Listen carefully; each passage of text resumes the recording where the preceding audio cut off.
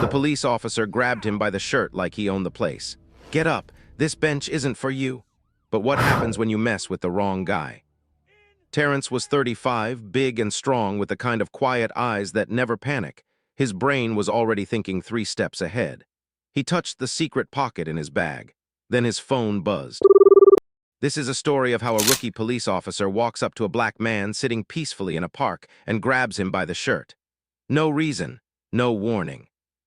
What he doesn't know is who he just put his hands on. And in 5 minutes, what showed up will remind him exactly what kind of mistake he just made. Before we go further, drop a comment right now and tell me where in the world you're watching from. And make sure you're subscribed, because what happens in the next 5 minutes is the kind of story that makes you question everything you think you know about who's really in charge. Now, let's go back to the beginning, because this story didn't start with a grab. It started at 6:14 in the morning when the city was still deciding whether to wake up. Ridgemont Public Park in late September has a particular quality to it at dawn, the kind of stillness that feels earned. The grass holds its dew like a secret.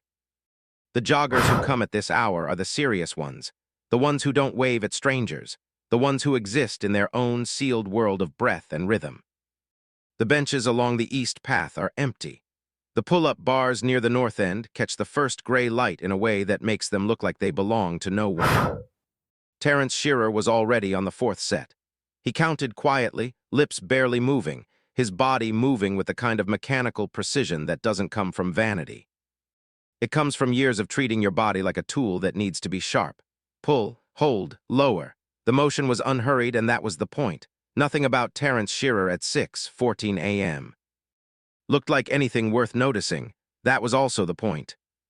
He was 35 years old, broad-shouldered, with close-cropped hair and the kind of face that reads as friendly until you look at the eyes too long and find something else there, something calm and unreadable. Like a depth gauge reading 0 that you somehow don't quite trust. He wore a gray compression shirt and black training shorts. His equipment bag, charcoal-colored, excellent canvas, the kind of quality that costs more than it shows, sat on the bench beside his water bottle. When a passing jogger lifted a hand in greeting, Terrence waved back, with his left hand.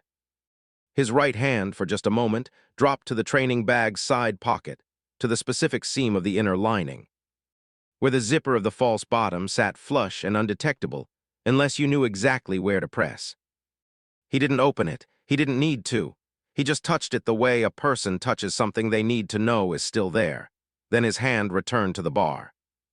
At 6:22 a.m., his phone buzzed once on the bench. He dropped from the bar, picked it up, read the message. 72 HRS. Window confirmed. He read it twice, deleted it. Took a long pull from his water bottle and set it back on the bench. His expression didn't change. His breathing didn't change. For the 4 joggers who happened to pass in the next 30 seconds, there was nothing to see. Just a trainer preparing for his morning in the park he used every day. What was the window for? That question matters, but not yet. What matters now is the photograph. It lived behind the false bottom of the training bag, folded once along a horizontal crease. A young woman in her early 20s, dark hair. A face that looked like it was learning how to stop being afraid, caught in the middle of that process by the camera. Terrence looked at it every single morning before his clients arrived. He never explained it to anyone. He didn't need to. It belonged to the part of his life that had no cover story, no legend, no constructed identity around it. It was the one true thing he carried into this park every day. He folded it back. Zipped the false bottom closed. At 6:45 a.m., his clients began to arrive. Marcus Webb came first, the way Marcus always came first, 5 minutes early, already warm, hoodie tied around his waist. He was 28, a high school basketball coach with chronic shoulder tension, and the excellent instinct of listening to a trainer who actually knew what he was doing. Behind him, a woman named Cheryl, 41, a physical therapist who had started coming to Terrence for movement retraining 8 months ago and had, somewhere in those 8 months, become a genuinely good athlete. And then a man named Paul, mid-50s, who came twice a week and never missed, and who had recently stopped needing his blood pressure medication. These were real people. This was a real life. This was what a cover looked like when it had been lived in long enough to become true. Terrence moved between his clients with the warmth and focus of someone who cared about the work. Because he did. That was the thing about 11 months. Eventually, the cover and the man start to look the same from the outside. And some days from the inside, too. He was running Marcus through a shoulder mobility circuit when he first noticed the patrol car. It was parked along the curb on the park's west edge, which was technically a loading zone, technically not legal for a personal vehicle. But police cars had their own relationship with parking regulations in this city. What caught Terrence's attention was not that it was there. It was that it had been there for 20 minutes and the driver had not gotten out. He clocked it, filed it, returned his eyes to Marcus. Elbow back, yes, hold that. The car sat like a fact waiting to be stated. Then at 8:03 a.m. the door opened. A uniformed officer stepped out, adjusted his belt, and began walking across the grass. Not toward anything specific. Toward him, Terrence kept his voice even. 3 more reps, Marcus. Don't drop your elbows. But his eyes had already left Marcus entirely. Who is this officer? And why does the entire direction of the morning and a classified international operation change the moment he puts one boot on the grass? Stay with me. Officer Garry Gutshall was 45 years old, and he moved like a man who had been told, at some early point in his life, that his size was his authority. He was broad through the chest, the kind of broad that had been muscle at 25 and had since settled into something denser and less specific. His jaw sat in a permanent expression of minor grievance, the way faces settle when a person has spent enough years looking for problems that they begin to find them everywhere. The badge on his chest caught the morning light when he moved. He seemed to be aware of this. He made no effort to avoid it. He didn't walk toward Terrence with urgency. He walked the way men walk when they believe the ground belongs to them, unhurried, scanning left and right the way a property owner surveys his land before deciding what needs to be dealt with. This was not a man responding to a complaint. This was a man on patrol of something he had decided, without anyone asking him, was his to patrol. Here is something most people don't know. Psychologists who study authoritarian behavior have identified a specific pattern called routine domination, the compulsive need to assert authority in low-stakes situations as a way of reinforcing personal identity. It has nothing to do with public safety. It has everything to do with the officer's internal narrative about who they are. Gutshall had been doing this for 22 years. It didn't look like abuse anymore. It looked like habit. Terrence knew his name, not because they'd met, because Marcus had mentioned him 3 months ago casually the way you mention weather. That cop who told Deshawn to move his car even though it was legally parked, the big one, Gutshall. And Cheryl, separately, had said something about a woman named Mrs. Okafor, an older Nigerian woman who lived in the apartment building that backed onto the park's south fence. Gutshall had told her she was loitering outside her own building. Her own building. She had lived there for 16 years. A pattern is not an incident. Terrence understood the difference better than most people ever would. Gutshall reached the edge of the training area and did not address Terrence directly at first. He addressed the space, the way certain people address a room rather than a person, a technique that creates the impression of commentary rather than confrontation, which makes it harder to object to. He looked around at the park equipment at the client's mid-exercise and said to no one, "Getting all kinds coming through here lately." Then he looked at Terrence. "You running a business here?" Terrence lowered his resistance band slowly. He looked at Gutshall with the cooperative expression of a man who has nothing to hide, which was entirely true in the ways that mattered right now, and entirely constructed in the ways that didn't. "Personal training," he said, "city permitted. Been using this space for about a year. Got paperwork?" "I do." Terrence reached into his bag's outer pocket, calmly, no sudden movement. His hands visible throughout, and produced his trainer's license and his city park use permit. Both legitimate, both real, both representing more bureaucratic precision than most actual gym instructors bothered with, because when your cover needs to survive scrutiny, it is never approximate. Gutshall took them. He held them too long. He studied them the way a person studies something they have already decided is wrong, looking for the evidence to confirm a conclusion that preceded the evidence. His eyes moved over the printing. His thumb pressed the edge of the laminated card as if testing whether it would bend incorrectly. He handed them back without comment. Then his eyes moved to the training bag. Something about it bothered him. Maybe the quality of the canvas. Maybe the fact that a man who trained people in a public park for a living owned a bag that looked like it cost $400. Maybe nothing that specific, maybe just the fact that the bag was there and the bag belonged to Terrence, and that combination was enough. "What's in the bag?" "Training equipment," Terrence said. "Resistance bands, cones, a jump rope, foam roller." "Mind if I look?" "I'd need a reason," Terrence said. His voice was still even. Still cooperative in its register, even as the words were a clear, legally accurate no. "You've seen my license and my permit. Everything's in order." Gutshall's jaw tightened. A micro-expression gone in under a second. But Terrence caught it the way he caught everything, filed, cataloged, assigned a value.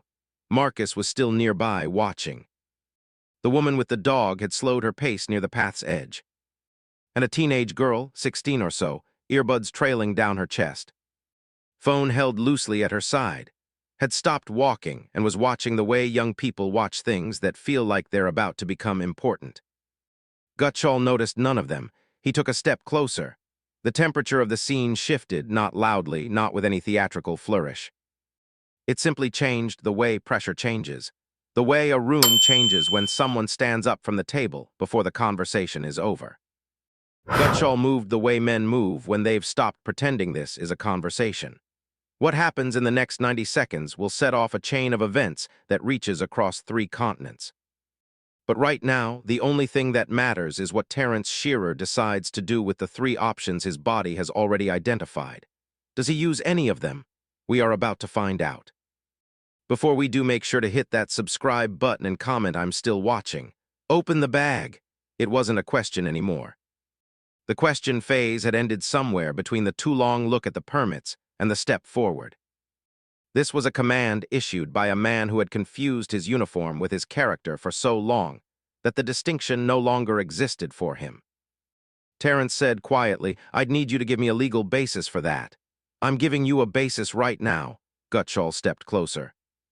Close enough that Terrence could smell the stale coffee and the particular sourness of a man who had been in a patrol car for 2 hours before getting out. "You're one of those, aren't you?" Gotta make everything difficult. Notice what just happened. Gutshall didn't say "you're being difficult." He said "you're one of those." That qualifier, that categorical reduction of a specific man to an assumed type, is the linguistic precursor to what came next. It is how people prepare themselves to do something they couldn't justify if they were thinking about a person. Terrence had been trained to notice this. He noticed it. He also noticed that Gutshall's center of gravity was forward, a consequence of the aggressive lean, the weight on the front foot. One pivot, one hip check at the right angle, and a man of Gutshall's size would go down like a felled tree. He noticed that the grip pressure was concentrated in the left hand. He noticed that if Gutshall reached forward with that left hand, the angle created a clean joint lock opportunity that could be applied and released in under 2 seconds with 0 lasting damage. He noticed 3 separate options the way a chess player notices 3 separate moves. He took none of them, because IRONGATE was 72 hours from its window. Because there was a photograph folded against the false bottom of the bag beside him. Because 11 months of work, months of early mornings, of trainer certifications, of building a real life in a city that wasn't his. Of getting close enough to a network that moved weapons the way other networks moved merchandise. All of it balanced on the next 30 seconds like a structure on a single point. Gutshall reached forward and grabbed Terrence by the collar of his gym shirt, both hands, knuckles pressed into the throat. The motion was not frantic. It was practiced. It had the quality of something done before, something that had never produced a consequence worth adjusting the behavior for. He shoved. Terrence went back into the park bench. The water bottle hit the grass. His training bag shifted. Marcus shouted, "Hey, what are you?" and stopped when Gutshall pointed at him without looking, the gesture of a man pointing at an object, not a person. The teenage girl's phone, which had been capturing a 30-second dance video that would never be posted, was now very clearly capturing this instead. Gutshall wrenched Terrence's arm behind his back. The technique was rough, not trained, not precise, but forceful in the way that a large man is forceful when he has decided that force is the solution. He pivoted and threw Terrence forward, and Terrence went with it, not because he had to, but because he chose to. Which is one of the most demanding things a human body can be asked to do when every instinct is pointed the other direction. The grass against his cheek was cold and damp. Gutshall's boot was 6 inches from his head. A crowd had formed. 8, maybe 10 people, several phones raised. The woman with the dog had backed to the path edge, hand over her mouth. A man in a business suit had stopped his morning walk and was standing very still, watching, the way people watch things that seem unreal. Gutshall stood over Terrence and gave a speech. He spoke about the park, how it was maintained by taxpayer funds and was not a place for freelancers. He spoke about the city, how certain people seemed to think the rules were optional. He spoke about respect, using the word repeatedly, weaponizing it, the way people use words when they need the crowd to file their behavior under discipline rather than assault. His voice was loud enough to reach the back of his audience. He had an audience and he knew it. He had always had an audience, that was always the point. Terrence lay still, his eyes were open.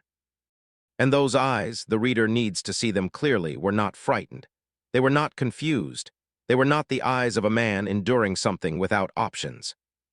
They were the eyes of a man running a calculation that extended beyond the immediate mathematics of the grass, and the boot, and the crowd.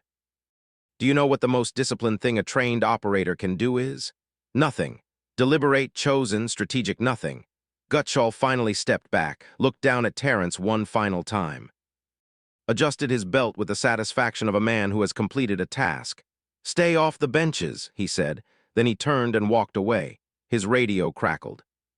He answered it without missing a step, already somewhere else in his mind, already on to the next thing in a morning that had been entirely unremarkable to him. Terrence lay still for exactly 3 seconds. Then he sat up. He didn't look at Gutshall's retreating back. He looked at the grass where he had fallen, then at his hands. The teenage girl lowered her phone but didn't put it away. He looked at his watch. The time was 8:22 a.m. If you've been in a situation where someone with authority abused it, and you had to choose between justice and strategy, comment below. Because what Terrence does next is something nobody in that park is going to expect. Don't go anywhere. He stood up the way a structure comes up one deliberate piece at a time. First, the sit. Then the plant of one hand in the grass. Then the knee up, the foot flat, the push. He did not scramble, he did not rush. By the time he was fully upright, his expression was the same as it had been at 6:14 a.m. on the pull-up bar, present, unhurried, entirely self-contained. He brushed the grass from his shirt. Picked up his water bottle, took a sip. 2 people moved toward him immediately, a woman who had watched from the path and a man in a red hoodie he didn't recognize. "Are you okay? Do you want me to call someone? I filmed it. I've got it all on my phone." Terrence thanked them both. He was warm. He was present. He made each of them feel seen, which is what the cover did when it was working correctly. He said he was fine, that it wasn't the first time, that they should continue their mourning. They didn't fully want to, but they did. Marcus was different. Marcus was furious in the particular way of someone who cares about a person rather than a situation, which is a harder kind of fury to manage. "I'm calling this in. I'm calling the department. I'm calling the news if I have to. You can't just let him walk away from Marcus." Terrence's voice was the same temperature it always was. "Go home, session's done. Don't talk to anyone about this today." Marcus looked at him for a long moment. There was something in Terrence's face, not pleading, not urgency exactly, more like a very quiet weight that Marcus had never seen there before. It stopped him. He didn't know why, but he went. Now here is something the psychology of bystander intervention consistently shows us. When a person is clearly in control of their own crisis, when the victim manages the scene rather than the witnesses managing it, bystanders defer. The social contract realigns. Terrence's composure didn't just protect his cover. It cleared the immediate radius of the exact kind of attention that could compromise what came next. He was already thinking about what came next. The teenage girl was still at the path's edge. She was watching him with a specific question on her face, the question that 16-year-olds ask when they have footage of something that feels important. Should I post this? She was looking at her phone, then at Terrence, then at her phone. Terrence looked at her once, held her gaze for a single second, then looked away. He didn't stop her. There was no time, and it wouldn't matter in a few minutes anyway. The full picture of IRONGATE now assembled itself in his mind the way it always assembled when he needed it. Quickly, completely, with the precision of something rehearsed until it became reflex. 11 months ago, Terrence had been deployed by Interpol's Transnational Threat Division under a deep cover assignment into the city of Hargrove. A mid-sized port city in the northeast with a cold storage economy and a dock infrastructure that had been quietly exploited for 3 years by a syndicate called the Velikov Network. Eastern European in origin, with leadership based in Odessa and operational branches in 7 American cities, the Velikov Network had developed a specific method. Modified weapons components, parts that looked like industrial refrigeration hardware on any custom scan, were shipped in refrigerated containers to Hargrove's dock facility, where they were assembled, packaged, and redistributed through a network of domestic brokers. The scale was significant, the sophistication was higher. In 3 days, the final and largest shipment was due at the dock. The entire network's senior distribution tier would converge to collect and disperse it. That convergence was the window, the only window. 3 years of international cooperation had built to that single point. Terrence touched the false bottom of his bag without opening it. He knew what was in it. He didn't need to look. Alina Marchetti, 24 years old, dark hair, a face learning how to stop being afraid. She had been identified 8 months ago as a low-level courier within the network's domestic operation, identified, and then understood. She hadn't entered the network by choice. She had been trafficked into the role at 22, given a function she couldn't refuse and a consequence she couldn't risk. She was the reason Terrence had stayed in this city on 3 separate occasions when the risk calculation said pull out. She was the reason he had just lain on the grass of Ridgemont Park for 45 seconds without moving. Now the phones. He did the math quickly, the way threat assessment works when it's been trained into automatic.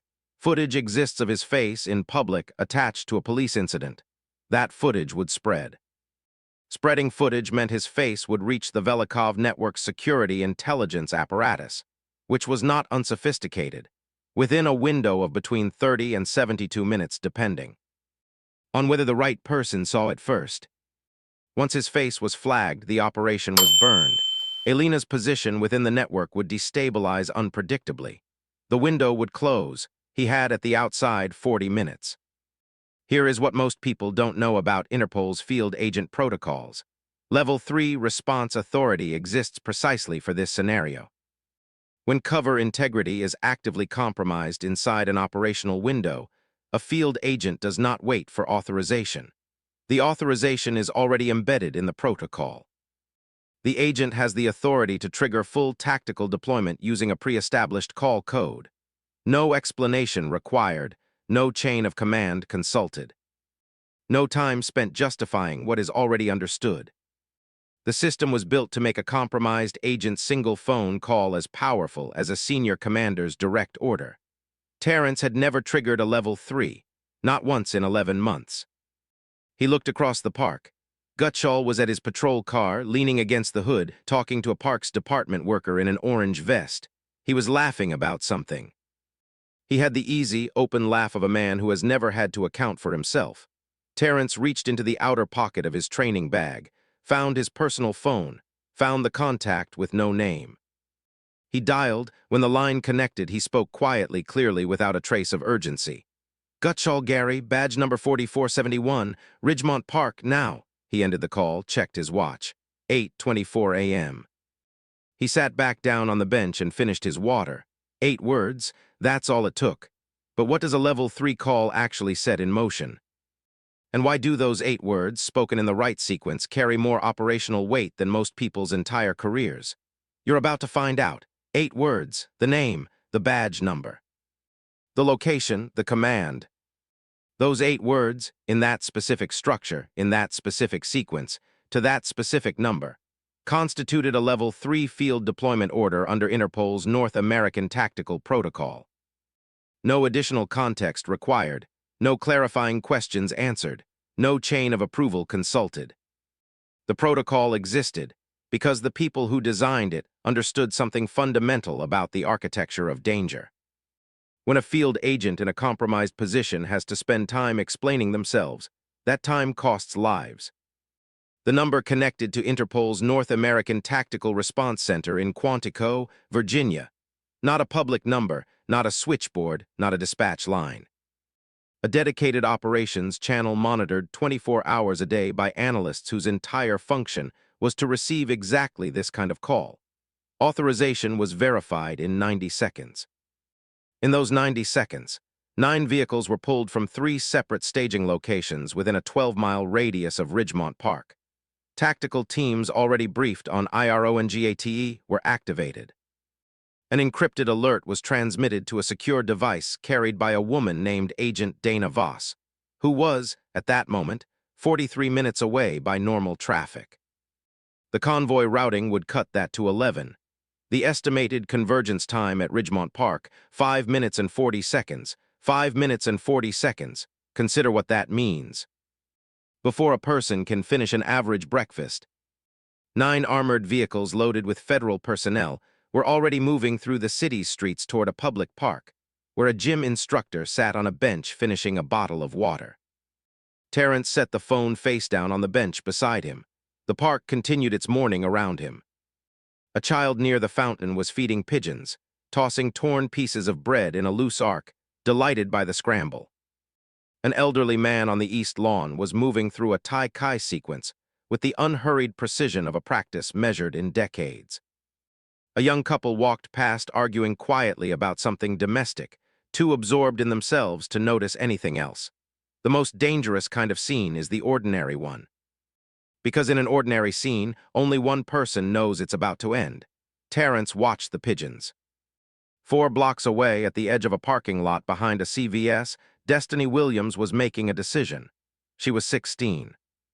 She'd been at the park to film herself doing a new choreography sequence for her social media page. 8,000 followers, a number she had built carefully over 2 years. She had good instincts for what people wanted to see. She also had, apparently, very good instincts for what the world actually looked like when a police officer decided to use a person like furniture. She watched the footage on her phone. The grab.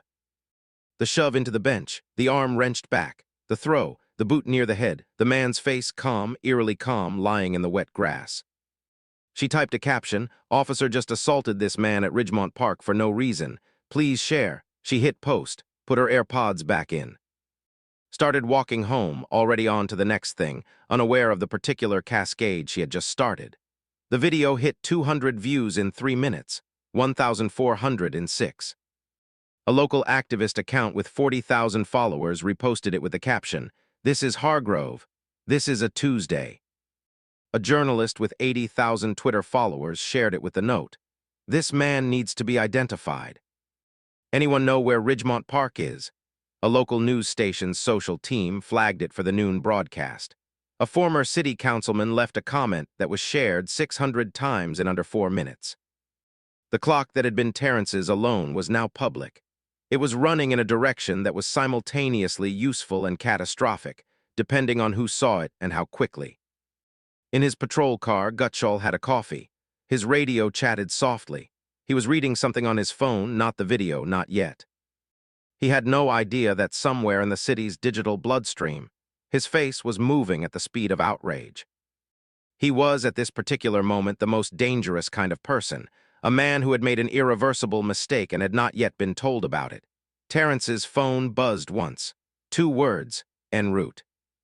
He read it, locked the screen, set the phone face down. Then, unhurried, deliberate, with the specificity of a man who does exactly what he intends to do and nothing else, he reached into his bag, took out his resistance bands, and resumed stretching. A park's maintenance worker in an orange vest paused near the path, looked at Terrence, then looked toward the road for reasons he couldn't have articulated. Something about the traffic pattern. Something about the quality of the sound from the direction of the north intersection. Something that didn't belong to a Tuesday morning. At 8:29 a.m., Ridgemont Park had no idea what was coming. Neither did Officer Garry Gutshall. Terrence Shearer finished his stretch, rolled his neck once to the left, and waited. The video is spreading. The Velikov network is in the city. And somewhere in a private office 3 miles away, a man has just pressed pause on a very clear frame of Terrence's face. Does the operation survive the next 8 minutes? Keep watching. The text arrived in Gutshall's phone at 8:26 a.m., a colleague named Briggs from the 3rd District. 3 words, bro, your face. Beneath it, a link. Gutshall clicked it with the unhurried confidence of a man who has watched dozens of complaint videos about himself over the years and has never once had to do anything about them. He watched the 38 seconds of footage with the same expression he would have watched a sports highlight, mildly interested, slightly bored, already composing his response. He typed back, guy was non-compliant, 4 words, standard. He put the phone in the cup holder, but he didn't pick up his coffee. He sat there for a moment in the way people sit when they've processed something verbally before they've processed it physically. His jaw moved slightly. His eyes stayed on the windshield without actually seeing the street beyond it. Then he picked up his coffee, took a sip, stared at the cup, a seed. Across town, the video had now reached Councilwoman Patricia Harmon, who represented the district in which Ridgemont Park sat, and who had been fielding calls about Officer Gutshall for the better part of 18 months. Her assistant placed a call to the precinct at 8:28 a.m. The desk sergeant received it. He then received a second call at 8:29 from the captain's direct line asking if he had seen anything on social media today. He said no. The captain told him to look. The desk sergeant looked. The desk sergeant had a very bad morning from that point on. Here is the thing about accountability cascades. In the age of mobile recording, the consequences of an act of authority abuse no longer wait for internal review. They move through social networks the way a current moves through a conductor, faster than the institution can respond, often faster than the individual can understand what's happening. By the time a supervisor picks up a phone to call Gutshall, the demand for that phone call already has 12,000 people behind it.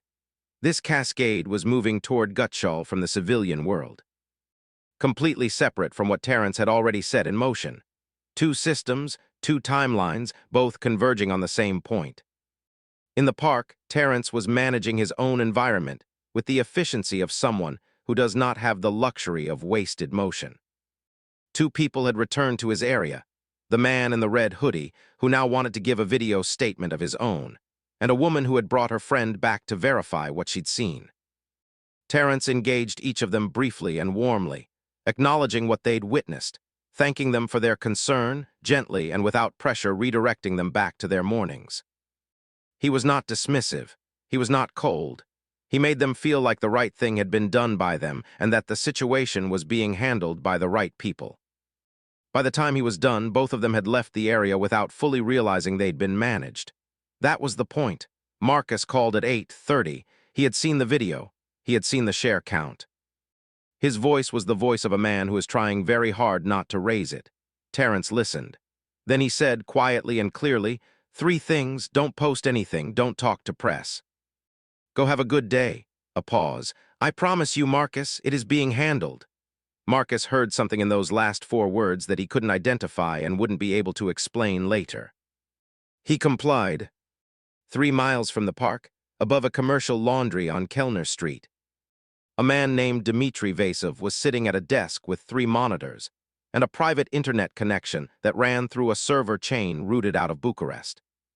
He had a specific function within the Velikov network's security arm, monitoring digital threat surfaces, social media, news feeds, police radio aggregators. He had been watching the viral video since 8:27 a.m. At 8:31, he paused it on a clear frame, the moment Terrence sat up from the grass, full face forward, expression unreadable. He copied the frame. He opened a piece of facial recognition software that had not been purchased through any commercial channel. He uploaded the image. He made a call. The call was in Russian. The chapter does not translate it, but the reader understands what it meant. We may have a problem. Running the face now, the window was narrowing. It was narrowing from both ends simultaneously, the video driving it from one side, Velikov's database query driving it from the other. Interpol's estimated timeline had been 72 hours. What was left now, depending on what Velikov's query returned, might be hours. Gutshall got out of his car. He told himself he was just checking. Making sure the situation was resolved, the guy had moved on, no lingering issue. He believed this as he crossed the parking lot and stepped back onto the grass. He believed it less with every step. Something, instinct, or the colleague's text, or the seed that had been planted and that kept brushing against the inside of his thinking, was drawing him back across the park toward the bench. He saw Terrence before Terrence looked up. And what he saw instead of what he expected, a shaken man, a man who had been put in his place. A man who had moved on in the way that people move on when they have no other option, was a man sitting calmly on a bench with resistance bands in his hands and an expression that hadn't changed. Since 6 a.m., Terrence looked up when Gutshall was 10 feet away. He said nothing. He simply watched Gutshall approach with the same presence he brought to everything, unhurried, complete, already several moves ahead. Gutshall reached the bench, looked down. Terrence looked up. Neither spoke. Then, from somewhere beyond the tree line on the north edge of the park, low, continuous, growing, a sound that didn't belong to a Tuesday morning in a mid-sized city park began to build. Gutshall frowned. Terrence said nothing. He glanced once at his watch. 8:31 a.m., 1 minute ahead of schedule, 9 vehicles, 3 entry points, one man who knew exactly what was coming. The question isn't what happens when they arrive. The question is, what does Gutshall do when he finally understands what he's done? The birds went first. A cluster of pigeons near the fountain lifted simultaneously, not scattered, not startled in different directions, but unified, banking east in a single dark turn. Animals hear low-frequency vibration before humans do.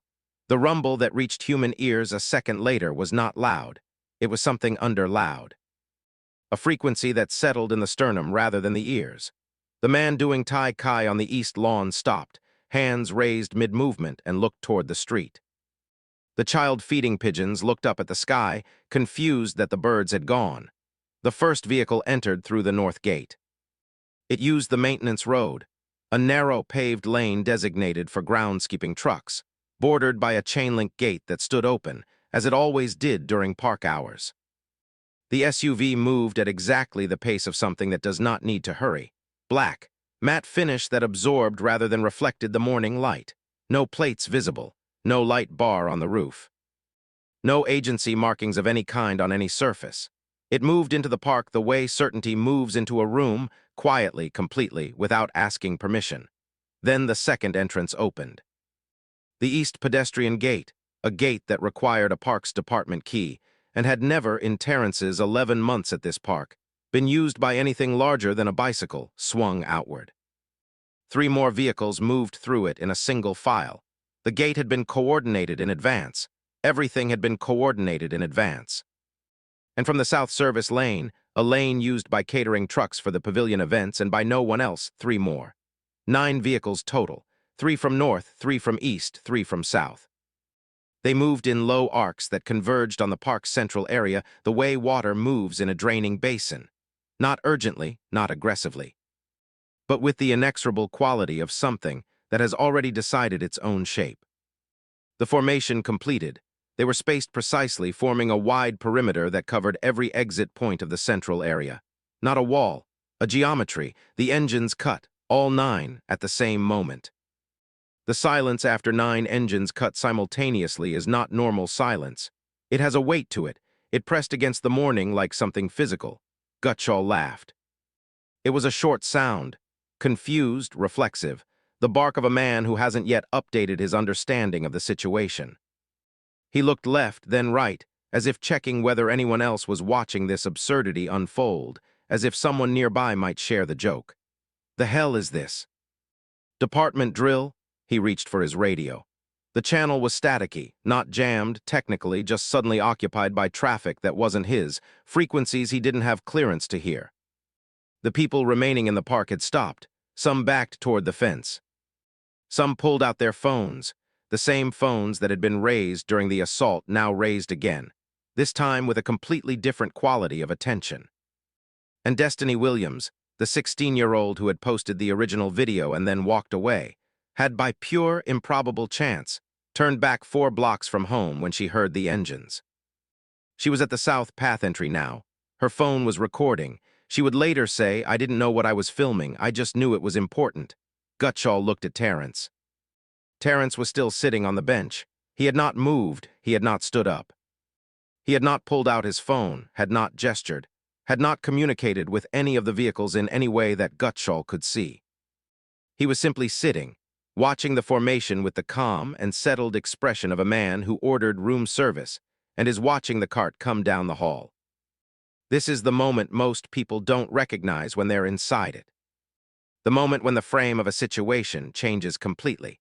When the person you assumed held no power is revealed to be the person who holds all of it.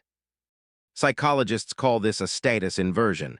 It is disorienting in proportion to how certain you were before it happened. Gutshall was very certain. The doors did not open. This was the thing that worked on Gutshall most. The vehicle sat, sealed, engines off, windows dark. He was surrounded, not physically blocked, not approached, not touched, but surrounded by the weight of something he could not categorize, and what you cannot categorize, you cannot manage. His hand moved to his sidearm without him having made a conscious decision to put it there. He turned to Terrence.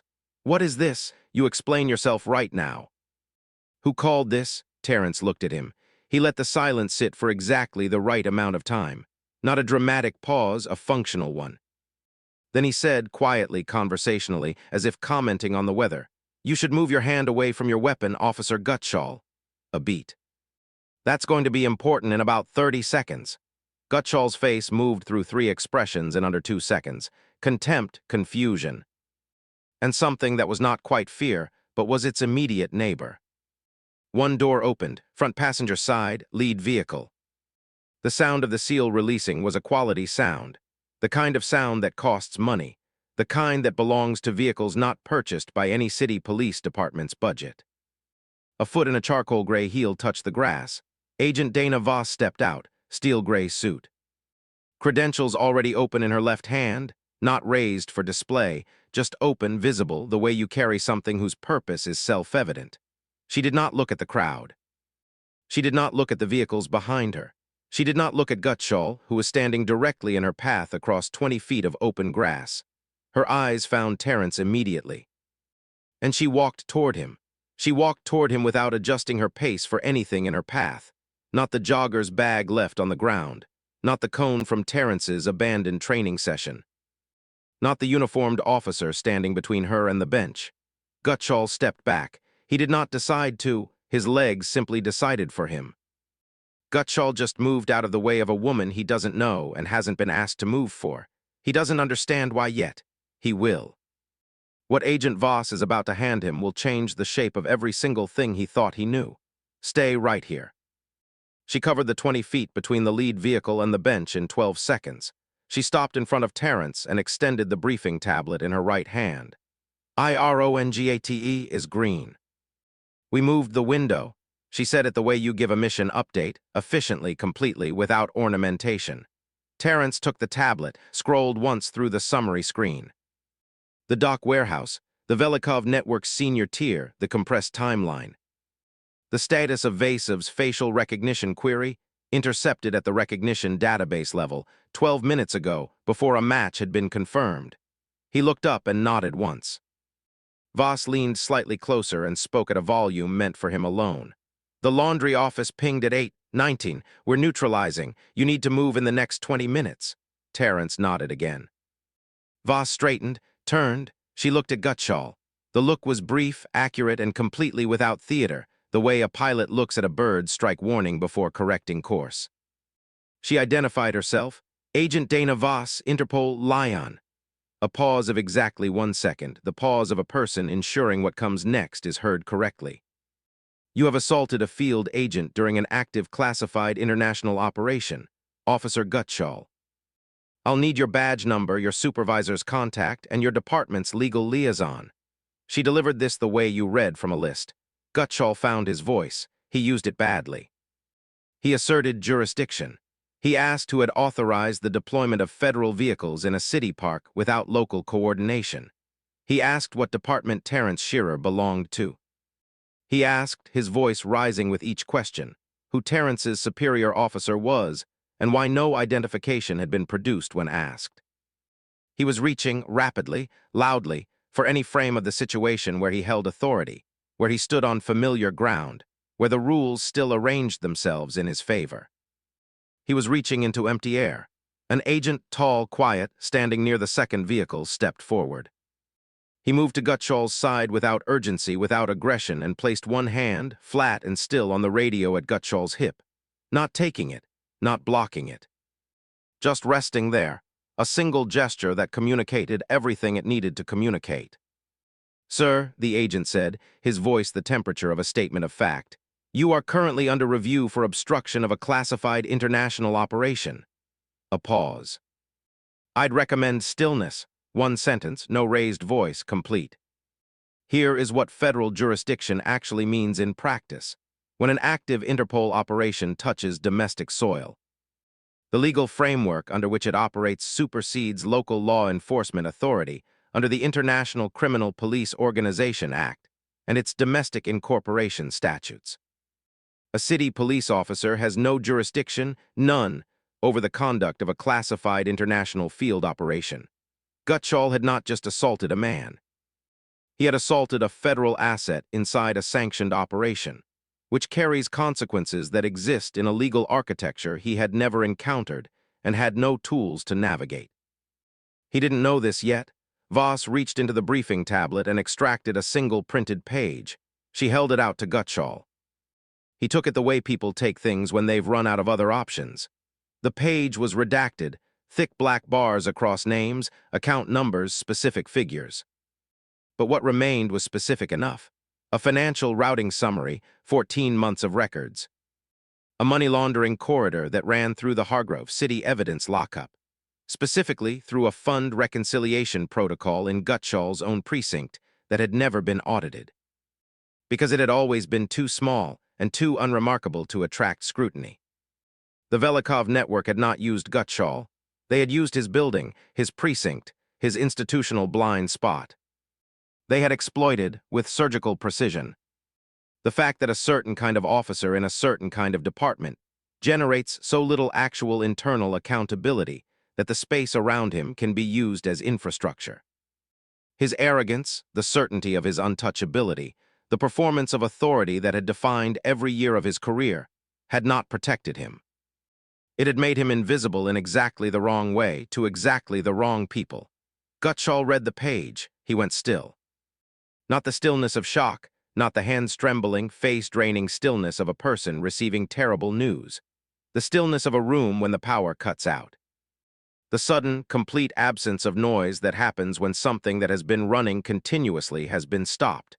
Everything he thought he knew about his authority, about his position, about the untouchability that 22 years had built around him, handed back as a receipt.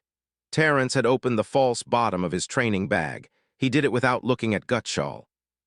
He did it without ceremony, without announcement, with the same efficiency he brought to everything. Interpol credentials on a lanyard, a compact encrypted radio, a field badge. He put them on the way he put everything on because there was work to do and the work required the tools. The crowd was still watching, several phones still recording.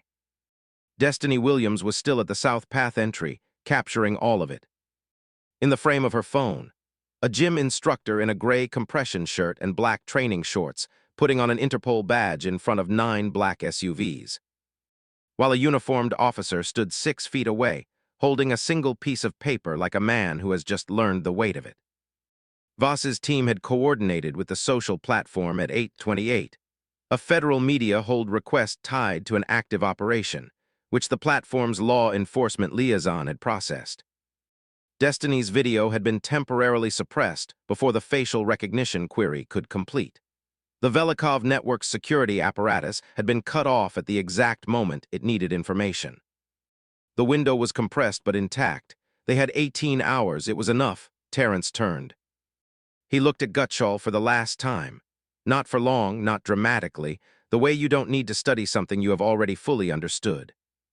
Just a moment of eye contact between two men, one of whom had been shown the full dimensions of his mistake from every angle simultaneously, and one of whom had absorbed that mistake quietly.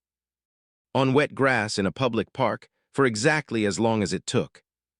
Terrence looked away first, not because he had to, because there was nothing left to see. Voss was already walking back to the lead vehicle. The other 8 SUVs had begun repositioning, the perimeter dissolving, reshaping into a convoy formation. Terrence walked across the park he had walked across every morning for 11 months. Past the pull-up bars where the morning had started, past the fountain where the pigeons had scattered, past the east lawn where the man had resumed, slowly, his tai-kai. Behind him, Gutshall stood in a ring of federal vehicles holding a single redacted page, in a park that no longer belonged to him. Before we proceed, if this story hit you the way I think it did, comment IRONGATE right now. Because what Terrence does in the next 2 minutes, before he gets in that vehicle, is the most important moment of the entire story, and you are not going to want to miss it.